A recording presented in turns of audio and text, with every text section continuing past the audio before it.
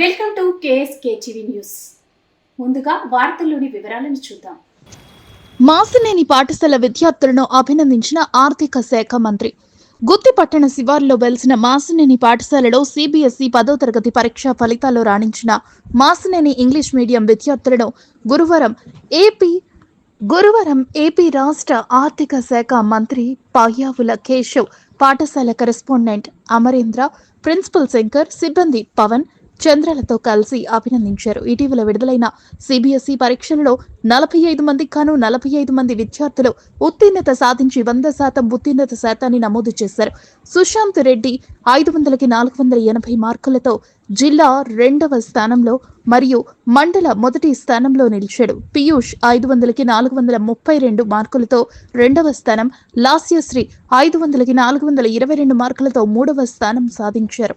పరీక్షల్లో ఉత్తీర్ణత సాధించిన విద్యార్థులను రాష్ట్ర ఆర్థిక శాఖ మంత్రి పయ్యావుల కేశవ్ అభినందిస్తూ ఉన్నత ఆశయాలు, ఉన్నత అభివృద్ధి సాధించాలన్న సమాజం సన్మార్గంలో నడవాలన్నా అది నాణ్యమైన విద్యతోనే సాధ్యమని వారు హితవు పలికారు. ఈ కార్యక్రమంలో correspondent Masineni Amarendra, school director Masineni Swathi, principal Kalyanam Shankar, school incharge Pawan మరియు చంద్రశేఖర్ రెడ్డి మరియు పాఠశాల సిబ్బంది పాల్గొన్నారు.